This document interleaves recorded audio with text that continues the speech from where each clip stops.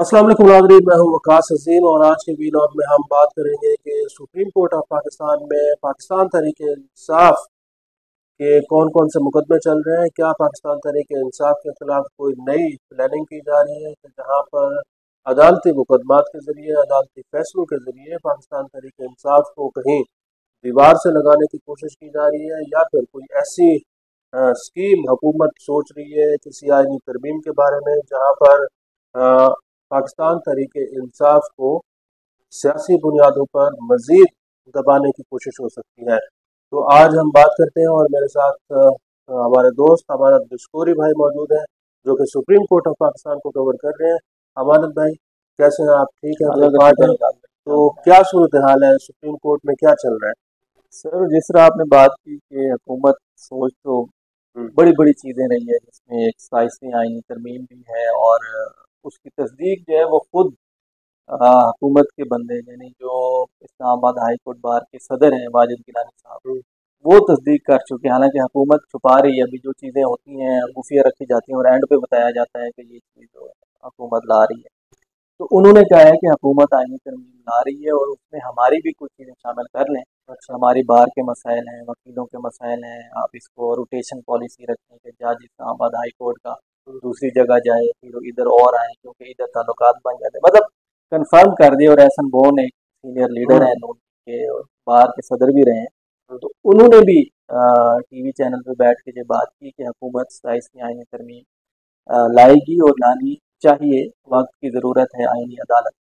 तो और उसका मकसद 27वीं तरमीमी आईनी तरमीम के तहत एक आईनी अदालत बनाई जाएगी। बिल्कुल, अब जो पॉइंट अभी नज़र आए हैं, अब हो सकता है उसमें और भी चीज़ें बहुत सी हो सकती हैं। जिस तरह अभी बातें, पहला पॉइंट तो यही है कि एक अलग वफाकी आईनी अदालत होगी, उसके अंदर जजेस रिटायर्ड जज भी लगा सकते हैं। जो सुप्रीम कोर्ट का जज होगा वो उसकी उम्र बढ़ा दी जाएगी, मतलब 65 साल में रिटायर होता है तो वो 68 साल की एज तक भी आईनी अदालत का जज लग सकेगा। और उसमें वकीलों को भी डायरेक्ट लगा सकेंगे। और उसका जो मेन मकसद होगा कि आईनी मामला, जिस तरह अभी आईनी बेंच चल रहा है उसमें काफ़ी मसाइल आ रहे हैं। कुछ जजेस कहते हैं कि हमें क्यों नहीं शामिल करते, रेगुलर जजेस के अख्तियार ख़त्म हो गए हैं, तो वो बिल्कुल एक अलग कोर्ट हो जाएगी।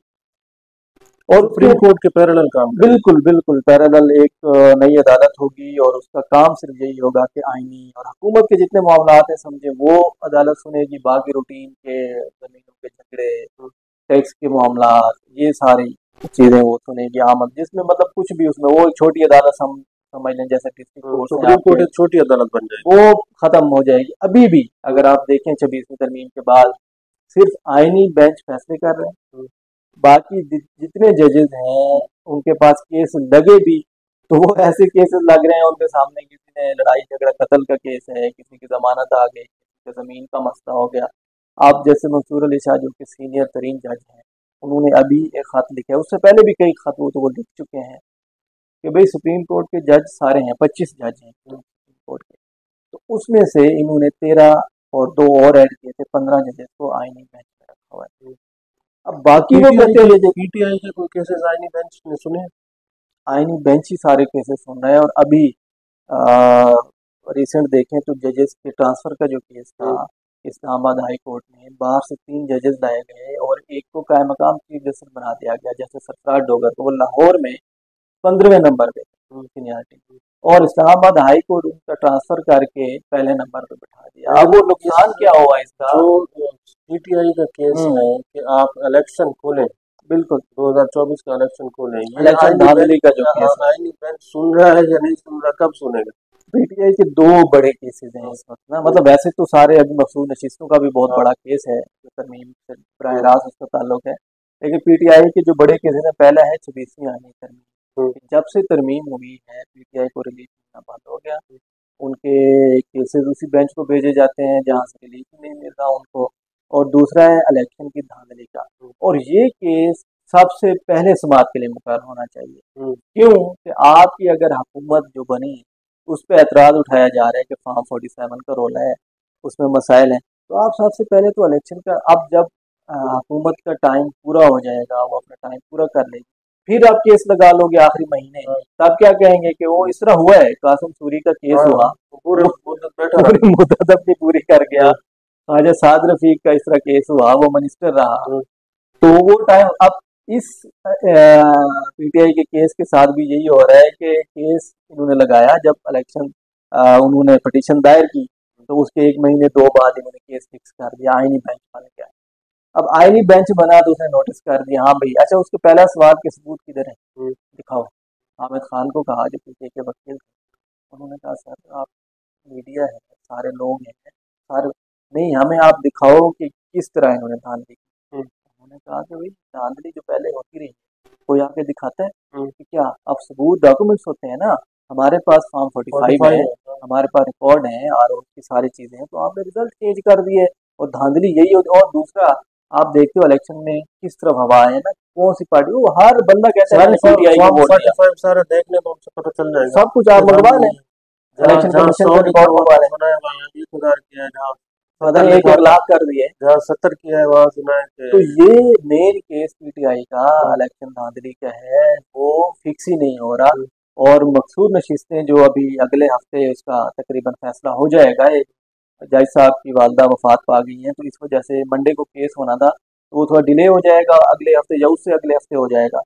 अब उसमें पीटीआई से सीटें तकरीबन वापस ले ली जाएंगी, जो रिमार्क्स हैं जजेस हम्म। के, और 11 जज बैठे हुए हैं।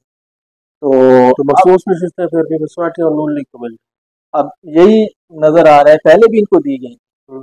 जो मखसूस इनकी हाँ पहले, नशिस्तें थी, हाँ और फिर जब फैसला आज वो तो जजेस ने मेंबर लिया, आपकी पार्लियामेंट में बैठ भी गए थे। और बैठते थे, हम्म, इजलासों में बैठते थे, हमारे अपने इलाके से हम्म, एक दो खवातीन थी, उनको मखसूस हम्म, नशिस्तें में एमपीएस बनी हुई थी वो। हम्म, तो ये कुछ छोटा केस नहीं मखसूस नशिस्तों का केस, क्योंकि बराह रास्त जब हुकूमत को अक्सरियत मिल जाएगी पार्लियामेंट के अंदर, हम्म, तो कुछ भी कर सकते हाँ। हैं। फिर उसके बाद 27 में आनी तरमीम आ जाएगी। 28वीं लगा लें, वो पीटीआई को खत्म कर दें, हम्म, वो पीटीआई को बैन करवा दें हम्म, ईसीपी को कह के, हम्म, जैसे पहले हुआ था, हाँ, तो पीटीआई के लिए कोई रिलीफ किसी सूरत अदालतों से नजर नहीं आ रहा, हम्म, क्योंकि इस्लामाबाद हाई कोर्ट में जैसे सरफराज डोगर जब तक बैठे हैं, हम्म, और 1 जुलाई को एक अहम इजलास बुलाया गया है हाँ, जुडिशल कमीशन का, हम्म, उसमें मुस्तकिल करना है उन्होंने, ये तो अभी कायम मकाम है।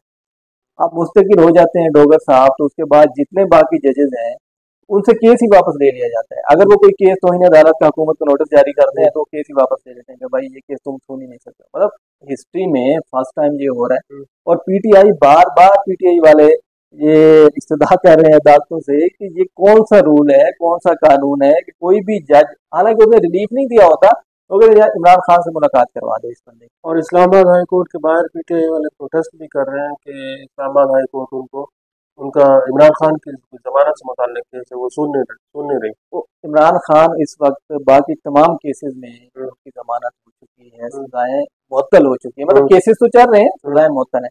सिर्फ एक केस रह गया, तो 190 मिलियन पाउंड का, 190 जिसको मिलियन, हाँ, अलकादे ट्रस्ट केस कहते हम्म, हैं। अब उस केस को मुकर्रर ही नहीं कर रहे। हाँ, अच्छा, उसमें आप देखें, आप सूरत हाल देखें कि वो रजिस्ट्रार जो है इस्लामाबाद हाई कोर्ट के, उन्होंने एक दिलचस्प रिपोर्ट पेश की, जवाब दिया, जब हम्म, इन्होंने कहा कि जी हमारी सजा खत्म करने का जो केस है, कलअदम करार देने का, हम्म, वो लगाओ। हम्म, उन्होंने कहा जी कि आपने जब दरखास्त फाइल की है, उससे पहले सजाए मौत के 79 केसेस हम्म, पड़े हुए हैं, पिटिशन पड़ी हुई हैं, पहले हम उनको सुनेंगे, आपकी बारी 2025 में आ ही नहीं सकती। मतलब साबिक वजीर आजम है हम्म, आपका, हम्म, वो जेल में है, ठीक है, आप कोई और हुकूमत हाँ, का मसला बनता है, तो एक दिन में केस फिक्स हो जाता है। हम्म, अच्छा, उन्होंने कहा चले आप सजा खत्म ना करें, आप सजा मुअत्तली की दरखास्त लगा दें। हम्म, अब सजा मुअत्तली की दरखास्त भी इस तरह लगाई जाती है, आपके सामने है, वो बाहर एहतजाज करते हैं, हम्म, चैम्बर में जाते हैं, उधर रजिस्ट्रार को मिलते हैं, हाँ, रोला डालते हैं, वो कहते हैं जी अगले हफ्ते लग जाएगा। हम्म, अभी फिर 26 को बोला हुआ है, हम्म, 2 दफा पहले तारीखें दे चुके हैं। हाँ, अच्छा, वो क्या होता है, हुकूमती वकील आते हैं, वो कहते हैं जी हमें तैयारी करने, हमें टाइम चाहिए, वो कहते हैं जी ठीक है आप जाएं। मतलब ठीक है, हम ये नहीं कह रहे कि आप कोई पीटीआई को हम्म, हुकूमत दे दें, हाँ। मतलब लेकिन अदालतों का कोई कम अज मैयार कम रखें। कम अज कम मेरिट की बुनियाद पर केसेस लगने चाहिए। बिल्कुल। और ये देखना चाहिए कि कहीं पर कहीं जो सियासी जमात है पाकिस्तान तहरीक इंसाफ, जिसकी अगर हम गैर जानिबदार होकर देखें तो इस वक्त पार्लियामेंट के अंदर सबसे ज़्यादा नशिस्तें भी पीटीआई की हैं, तो उनका अगर मैंडेट उनको वापस नहीं मिलता, उनके केसेस नहीं लगते, तो फिर यकीनन पीटीआई के जो लोग हैं वो कहेंगे कि अदालतें काम नहीं कर रही और इंसाफ के तकाजे पूरे नहीं हो रहे, और जिस तरह कहा जाता है कि इंसाफ सिर्फ नजर नहीं आना चाहिए बल्कि होना नहीं चाहिए, बल्कि नजर भी आना चाहिए हाँ, होता हुआ। सिर्फ नजर नहीं आना चाहिए बल्कि ये भी महसूस होना चाहिए कि इंसाफ हो हुआ रहा है। बहुत बहुत शुक्रिया हमारे भाई। इंशाल्लाह फिर मुलाकात करते हैं। Thank you.